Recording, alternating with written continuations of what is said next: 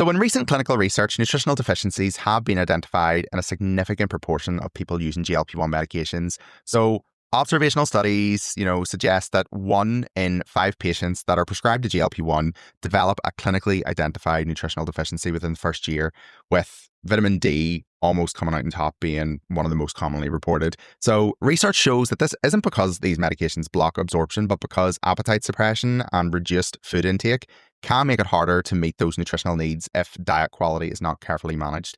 So when calorie intake drops significantly, nutrients such as iron, vitamin B12, folate, vitamin D, magnesium, and electrolytes can all fall short. So that really matters because symptoms like fatigue, hair thinning, low mood and slower recovery are commonly reported during rapid weight loss and may be linked to gaps in nutrition rather than the medication itself.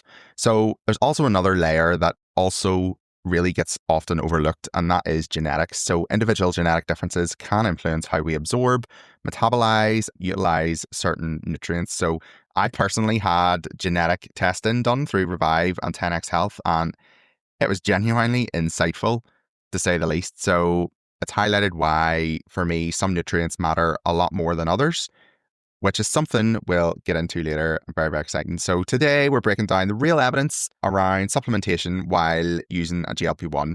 What actually supports your body, what's just, I suppose, clever marketing, and what might be behind some of those symptoms that people notice along the way on their journeys with a GLP-1. So let's roll the intro and I'll introduce you to today's special guest.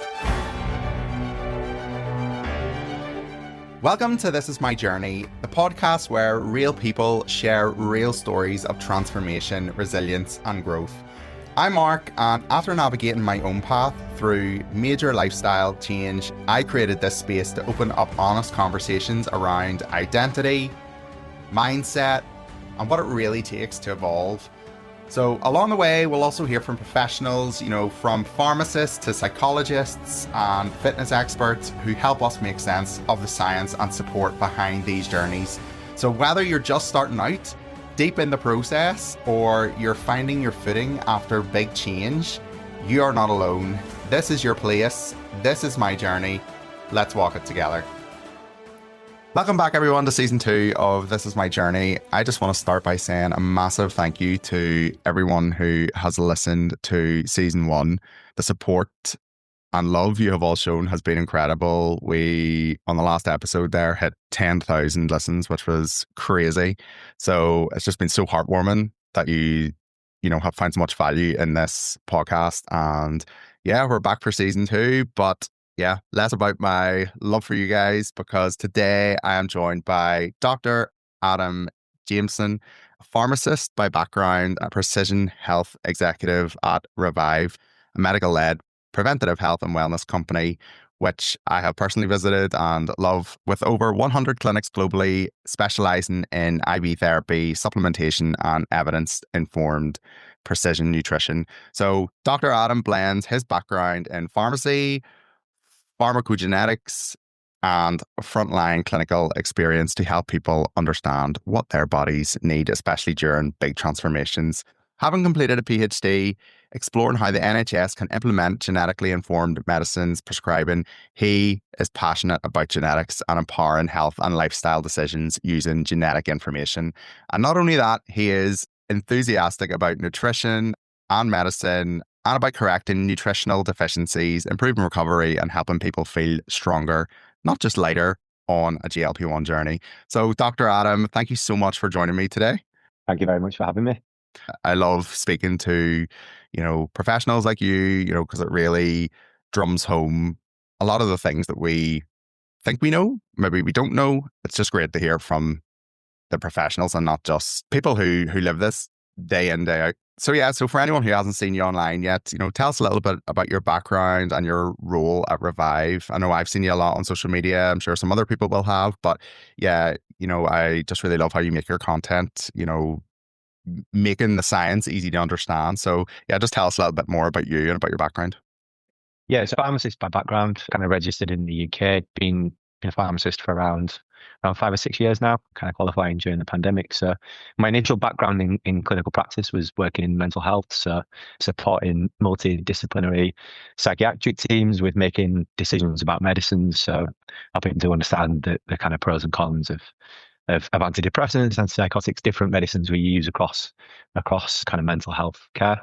And then, yeah, kind of transitioned quite quickly into some PhD research, which was basically exploring how genetics can help inform how we prescribe medicines. So my PhD focused on how we can implement a specific form of genetic testing, pharmacogenetic testing, into the NHS, and how that can be used to help predict and improve responses to medicines. And then kind of off the back of that, learned about REVIV and what REVIV were doing in the precision health space with their partners in the US, 10x Health, and the launch of the precision genetic test in the UK. And yeah, joined REVIV about a year ago now, and I've been working in the life sciences team, helping to support the rollout of the kind of science that we do across the business. We're a global company, so we've got clinics all around the world, and our job as a life science team is to basically anchor the services and products that we have as a business in the kind of science that they're developed from, and ensuring that we're generating evidence for what we do and putting kind of safety at the heart of the products and services we do. So I'm really excited about the role that genetics can play in healthcare and basically the global transformation of preventative health with genetics at the center of that, helping to kind of tailor and personalized interventions in the health and wellness space to individuals' genetics. So that's what I'm really passionate about, and I think it's a level of information that people can unlock through genetic testing. And I'm sure one day in the future we'll see that it becomes a lot more common for people to have genetic testing. Some countries around the world, some of their kind of health ministries and governments are making very ambitious plans for their whole populations to have their genetics screened. And I guess at REVIV, our role is to ensure that people can actually use that information and use it to their advantage to reach their health and wellness goals and prevent illness and disease progression. Yeah.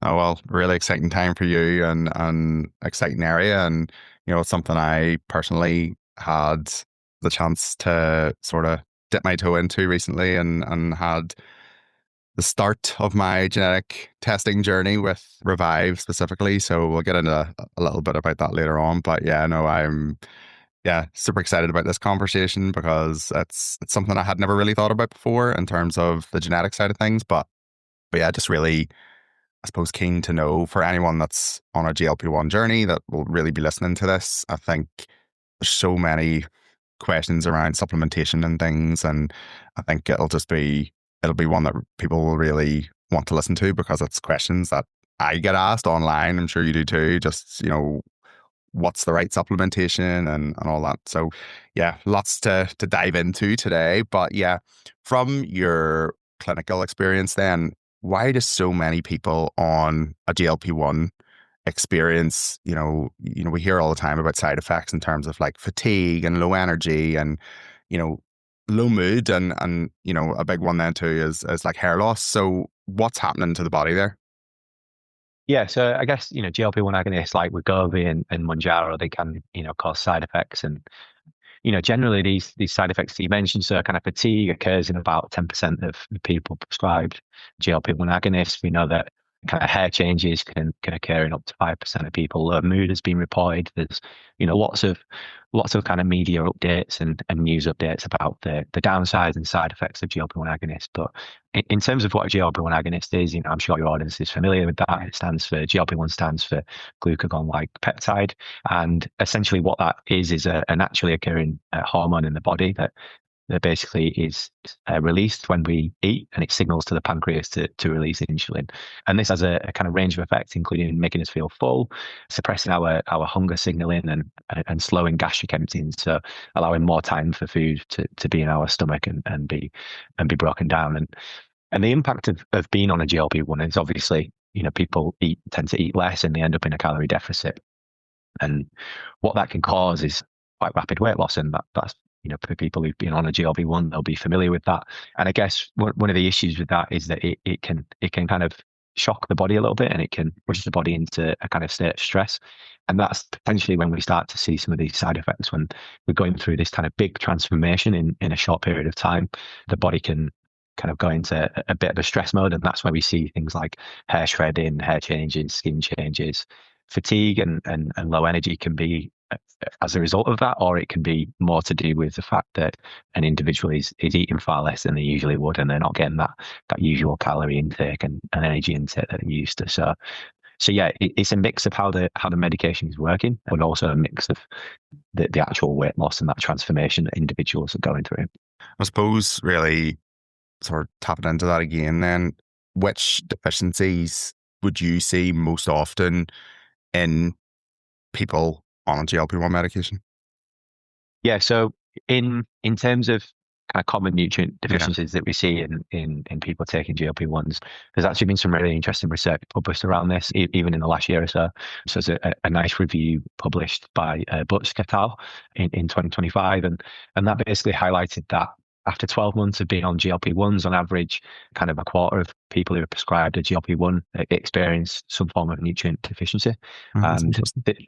this is probably an underestimate as well, because these are Yeah, only yeah. people that the data is being collected from and that have actually had blood testing. So that's probably a bit of an underestimation as well. But in terms of the specific deficiencies that are common, vitamin D deficiency is really common. Vitamin D deficiency is really common in general populations, let alone for people who are prescribed GLP-1s. But we also see poor protein intake. We see low folate levels, certain B vitamins, vitamin B12 deficiency is quite common as well. So there's a range of nutrient deficiencies that can occur when people are taking GLP-1s. That's, largely driven by the fact that they've gone from having a daily calorie intake, and then, that is cut down usually on average between 15 to 40% calorie reduction from before being on a GLP-1 to being on a GLP-1. So with that, you are ultimately in some people going to see nutrient deficiencies, particularly if the foods before they started their weight loss journey were lacking in nutrition and kind of poorer quality food. So yeah, a mix of things can contribute to these deficiencies. Another thing around that as well is if someone's got any gut issues, and if they've got kind of poor absorption, maybe if they've got IBS or inflammatory bowel disease or anything like that, that's also going to, add to the problem there in terms of you're going to get poorer absorption of the nutrition that you are having. I suppose then, again, kind of related to that, what then are really the signs that, I suppose, and obviously this is very generic because there's so many different things there that you've talked about, but like what are them early signs that people could sort of look out for, before symptoms maybe start, showing themselves? Is there ways to tell? Yeah, I think there's certainly some signs people can have straight away. So I think it's for people on GLP-1s, it's about kind of listening to your body a little bit and making sure you discuss with your team, how the GLP-1 journey is going. But some common signs to look out for are stuff like, we discussed it earlier, but things like fatigue, low energy, brain fog, if you have reduced exercise tolerance, so if you're struggling to maintain the kind of usual level of exercise or activity you do, that can be an early sign that you've got a slight imbalance between the calorie deficit you're in and the nutritional intake you're getting, and might point towards a nutritional deficiency. So I guess the key question to ask at that point is whether the calorie deficit is too aggressive, and is this being caused by escalating the dose of the GLP-1 too quickly or too aggressively. In terms of more kind of severe signs that people should be looking out for, if any kind of signs of low mood, irritability, issues with sleeping, or any kind of skin and hair changes, that might be a kind of a sign of a more severe stress reaction in the body that would suggest that the calorie deficit is too aggressive or the dose has been escalated too quickly. So I think it's just key for people to be open and honest about that. And that doesn't mean that someone is failing on the treatment or that the treatment isn't working for that individual. It's just about pausing. It's a signal to pause and kind of review that and think, okay, well, maybe we stick at the same dose for a little bit longer, or we come back down a little bit whilst the body adjusts and gets used to that kind of level of appetite and hunger suppression. I know for me, like it was very, my key thing was just lose the weight, and I wasn't really thinking much about, this was initially anyway, about the looking out for the signs that maybe that it's all going well and that the medication's working for me and I'm not having any of these side effects. But in terms of like, because I hear it all the time about blood work and things like that, when should maybe somebody on a journey like this, if you're suffering with anything, that could be a little bit more serious, when is blood tests, when is that a good time to think about? Or is there other tests that you can have done to help you on this journey? Yeah, so just to answer your first comment there, Mark, I think, people, as they start a GLP-1 journey, individuals get used to what works for them as Yeah. well. And there might be certain foods that are triggers. Alcohol can be a trigger. So people do tend to, through a bit of trial and error, get used to what works for them and maybe what makes them feel a little bit worse. But in terms of blood testing, I think it's a great tool to use alongside a GLP-1 weight loss journey.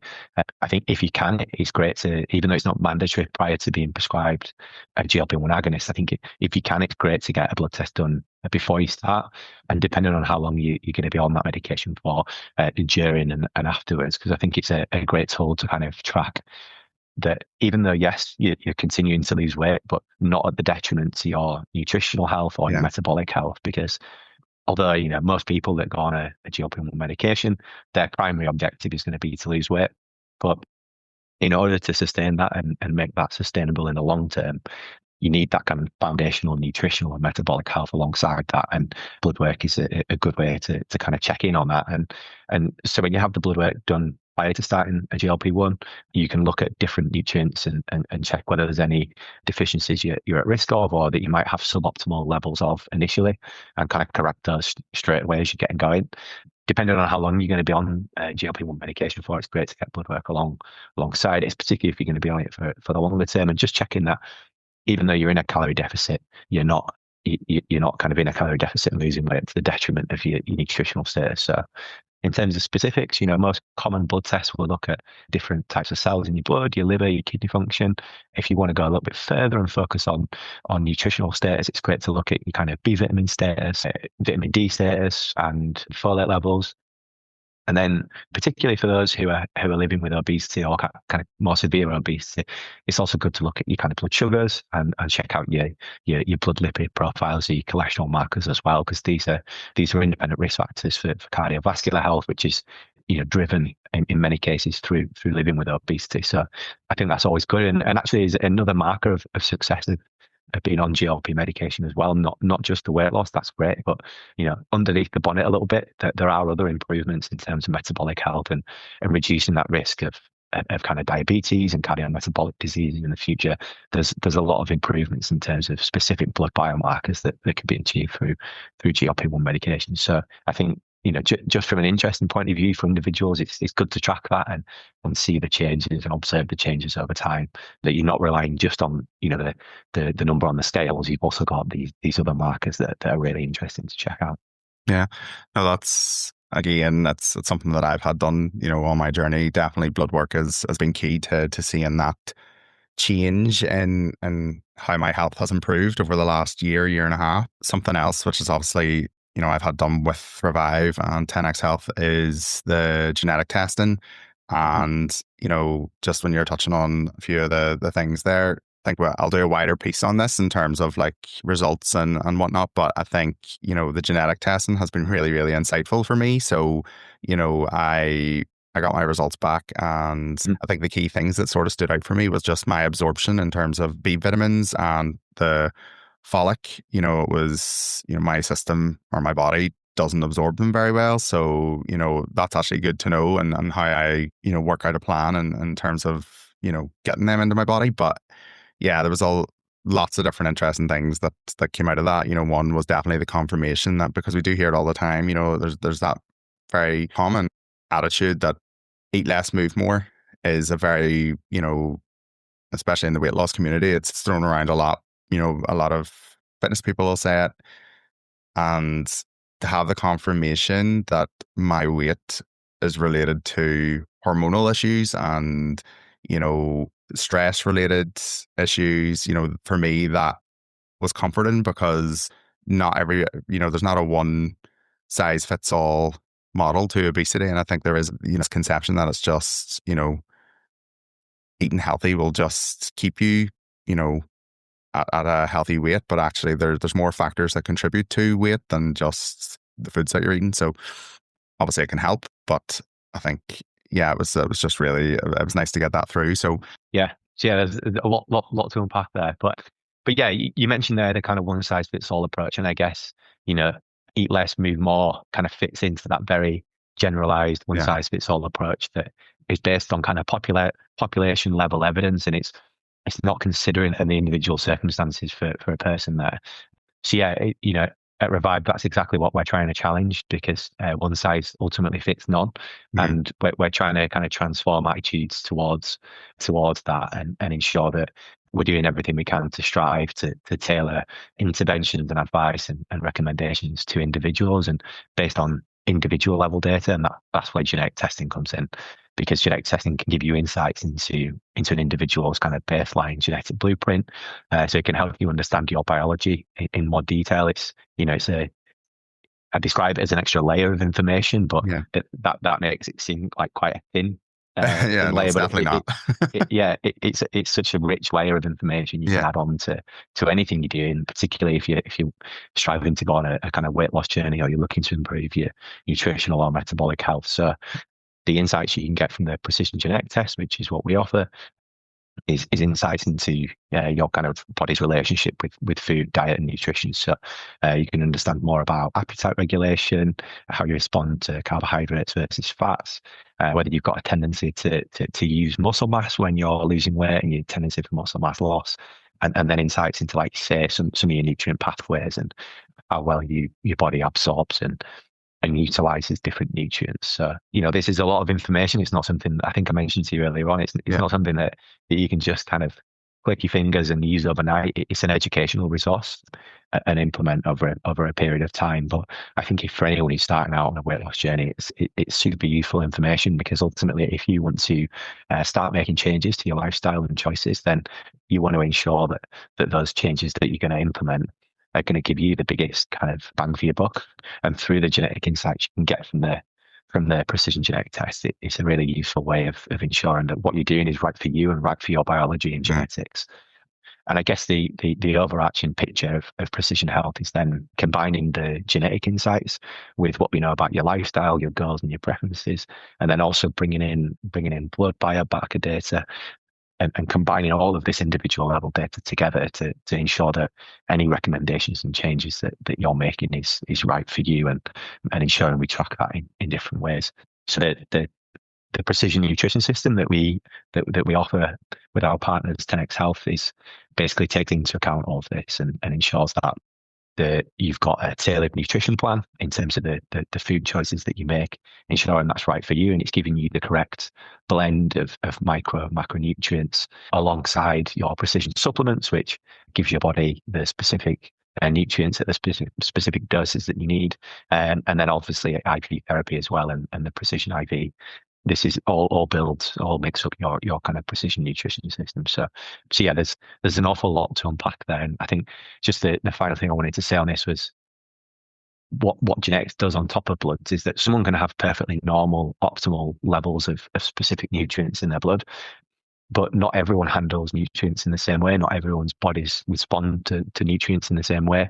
And what genetics does is tells you whether your body is handling certain things better than others. So, for example, vitamin D deficiency we mentioned earlier is really common, but even someone with a normal vitamin D kind of level based on population guidance might functionally have kind of poor response to vitamin D. So actually they benefit more from higher doses of vitamin D and working more towards the higher optimal range of vitamin D. And this is where genetics offers so much rich insights in terms of it's going to help you to unpack those little snippets of information. And the precision nutrition system we offer is a kind of solution and a framework and a structure to bring all that information together, so that people can actually take that information and use it in daily life. No, it's something I'm definitely super excited about unpacking. I've just received it recently, and there is a lot of information there to dissect and I suppose utilize going forward in terms of, how I better my health using that information. So yeah, I'm really keen to get stuck into to seeing what I can do there to help that. But I suppose if somebody, wanted to supplement nutrition while they're on a GLP-1, what are the basics that you'd recommend for anyone that they could benefit from? Yeah, so I think if you're on a GLP-1 and you're looking to support your nutritional intake during that journey, particularly when you're in a calorie deficit and you're losing weight, I think in general, well-formulated multivitamin mineral product is going to be helpful just to cover cover across a wide range of different nutrients. I mentioned earlier that vitamin D deficiency is really common in general populations, but also in those on the prescribed GLP-1 medications. So ensuring that you've got a sufficient intake of vitamin D, particularly during the winter months, is going to be important. Protein's really important. You know, if people are struggling in terms of their calorie intake to meet their protein target, looking at kind of shakes and other ways of supplementing protein is really important. Muscle mass loss is, you know, obviously a hot topic in the kind of weight loss and GLP-1 world. So doing what we can in terms of ensuring adequate protein intake is going to be really important for kind of staving off muscle mass loss as much as we can. We know that genetics plays a role here in terms of how our muscles respond to being in a calorie deficit and whether our bodies are likely to kind of consume muscle mass as a source of energy versus fat tissue. There's a bit of a genetic tendency for some people to do that. So, but regardless of that, everyone should be trying to reach sufficient protein intake. So, as a kind of minimum, at least kind of 1 gram per kilogram of protein based on people's body weight is really important to maintain that kind of muscle mass turnover. So yeah. No, it's really super helpful for anybody. I think that is just starting out. We're in January now, so it's going to be, you know, a lot of people are going to want, you know, try and work on their health, and all them tips are key. So thank you so much for sharing them. So in terms of like hair loss and dry skin, you know, they're, you know, commonly mentioned being on these medications. So, you know, what nutrients matter most? Yeah, so obviously we touched on it earlier with kind of hair loss and hair changes, skin changes can often be a sign that the body's kind of gone into a bit of overdrive mode, bit of stress mode. Particularly when people are on GLP-1 and weight loss journeys, it might just be a sign that calorie deficit, that calorie cut has been slightly too aggressive. It can lead to kind of hormone changes that drive some of these skin and hair changes. So I think ensuring, from a nutrition point of view, it's just ensuring that you've got enough iron, zinc, B vitamins. Selenium's a really important one as well, often in kind of hair and skin supplements. So there are kind of a few nutrients that are going to be really important to ensure adequate intake of. At REVIV, obviously, we've got IV therapy, and we have products that are targeted towards helping people meet their beauty and health and wellness goals. So again, we've got IV therapies that include B vitamins, vitamin C, selenium as well. So the benefit of IV therapy versus oral supplementation is that it bypasses the digestive tract. So if anyone's got kind of gut issues, or if someone's feeling slightly nauseous, or they're struggling to meet their nutrition or hydration needs through their food and diet, IV therapy is a really good tool there to kind of bypass the digestive tract and deliver nutrients straight into the bloodstream and provide a more optimal absorption pattern. Yeah, no, I was lucky enough. When I was visiting Manchester, I was lucky enough to get a chance to call into REVIV and try out the Mega Boost you guys have. So yeah, so it was really, really good. I actually had a really bad cold afterwards, and I think, to be honest, it could have been a lot worse if I had not had that beforehand. So yeah, and it was really, really helpful, and I definitely found the benefit of taking that. So, you know, and obviously just not being on a GLP-1, but in general, you know, I just think I think IV therapy is definitely really helpful. And just on hair loss as well, you know, if someone is experiencing kind of more severe skin changes or hair loss whilst they're on GLP-1s, I think, again, that's a really important signal for people to go back to their prescriber and say, you know, look, this is happening, and it might point towards other medical issues. I mentioned kind of hormonal issues, whether it's stress hormones, thyroid issues, or more autoimmune issues. It really is a signal to get booked in for a blood test and check out whether there's any underlying causes to that, or whether it is simply just the GLP-1 medication and going slightly too hard on the dose or the calorie deficit. No, totally. And I suppose you touched on something there I was going to say, and it was, you know, when does IV therapy, you know, when does it make sense for somebody being on this journey? You know, there's multiple reasons to do it, even if you're not on a GLP-1, but yeah, definitely there's a lot of benefits to doing this alongside being on a GLP-1 as well. Yeah, for sure. And at REVIV, we've got, you know, fully kind of medical infrastructure. So when you come into clinic, you speak with one of our practitioners, you have a full kind of medical screening process. So all your kind of past medical history and your goals and objectives are taken into account. The IV therapies are prescribed by a qualified prescriber. And then also, we the beauty of Revive is that we also have the ability to take into account your bloods, your genetics, and really personalize whatever therapies you go for to you as an individual and your underlying biology and genetics. So that's what we do through the Precision IV. All the ingredients are dosed based on your genetic reports. So maybe the next time you come into clinic, you can check out your Precision IV and you can compare that to the Meg Boost that you had. So yeah, I think the IV therapy, has a place for anyone, not just those on GLP-1s. But I think it's important to also mention that, it has a place as part of a broader health and wellness plan, and not to forget the kind of fundamentals and foundations. So ensuring, food first approach to nutrition, adequate hydration, sleep and recovery, fitness, exercise, and kind of psychological well-being. All these are for me kind of pillars of good, long-term longevity and health. And IV therapy, oral supplementation as well, have their place within that kind of that broader plan. Yeah, definitely. And that's how I suppose, have really tried to treat my health in the last year, that, there's multiple different aspects of it that I'm wanting to look at and, to be the best version of me in terms of health that I can be. So, that IV therapy and that's kind of what led me to Revive in the first instance, was just trying to look at all them different pillars, as you say there, and work on them all to the best, I suppose, that I can do.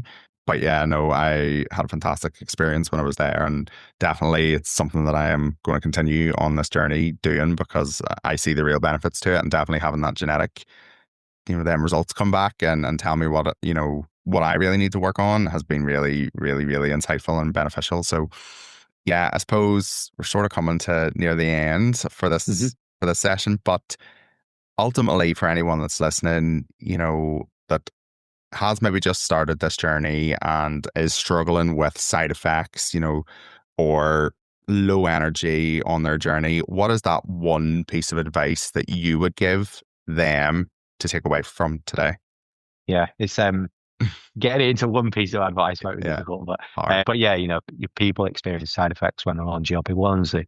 They might experience kind of low energy and fatigue and feel a little bit drained when they're in that calorie deficit on that weight loss journey. But yeah, I think if I could give one piece of advice, it would be to listen to your body and maybe think about what tools you can use to address some of those issues. So again, it comes back to some of the basics around kind of exercise, movement, activity, strength training to support muscle mass.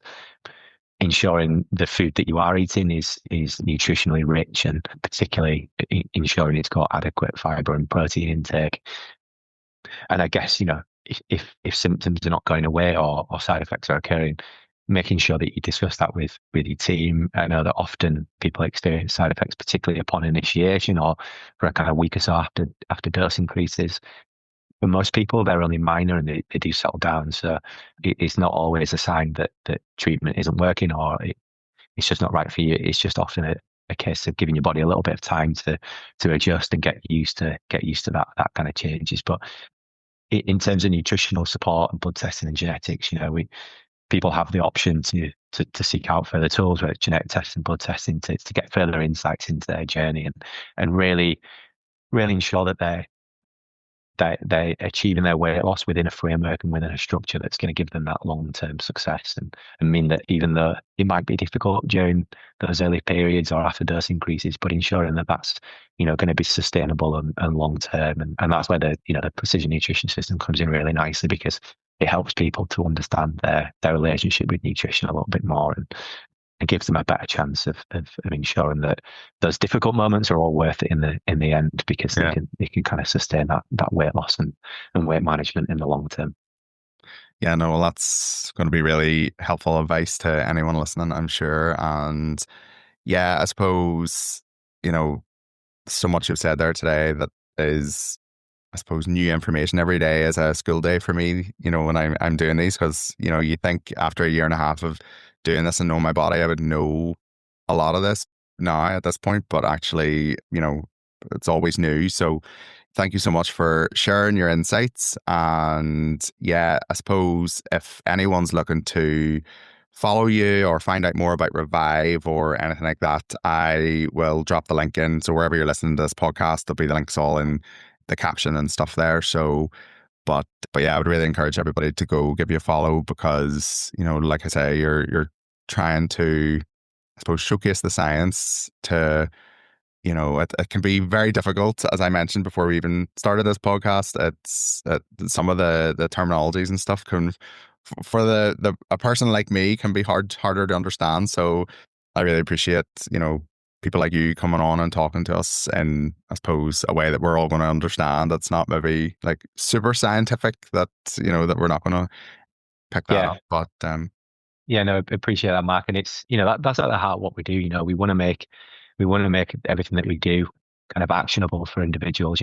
Science is great and it's always exciting to see new research come out. But the real beauty of science is when you can bridge that gap to the general public and allow people to reap the benefits of new research and new approaches. And, as a kind of life science led precision health and kind of product tech company, we're very bogged down in the science, but we want to bridge that gap to the public and make everything we do accessible. And our social and communications team are great at kind of putting that content out there. And if people want to check out our social media channels, we're always trying to underpin what we do with the science, but making that accessible to the public. So yeah, no, it's something we're very passionate about. yeah, obviously there's a website and stuff that you guys have as well, which I know I've linked in my bio and things. So if anybody's looking to find any more information, there's stuff there in my bio, and likewise I'll have everything in the caption here as well. So yeah, all that's left for me to say is thank you so much, Dr. Adam, for joining me today for our very first episode of season 2. It's been really insightful, like I've said, and yeah, there'll be lots of takeaways for anybody that's starting this journey, on this journey, maybe coming to the end of the loss part of their journey, but actually the maintenance side of it is so much more. And that's, for me, is where the journey has really begun, because that's where I'm really delving into all this now. So thank you so much for sharing all your insights. And yeah, look forward to chatting to you again, because hopefully there'll be a few more chats and delving into the breakdowns of some of that genetic stuff as well. That's all, Mark. And yeah, likewise, look forward to chatting again soon.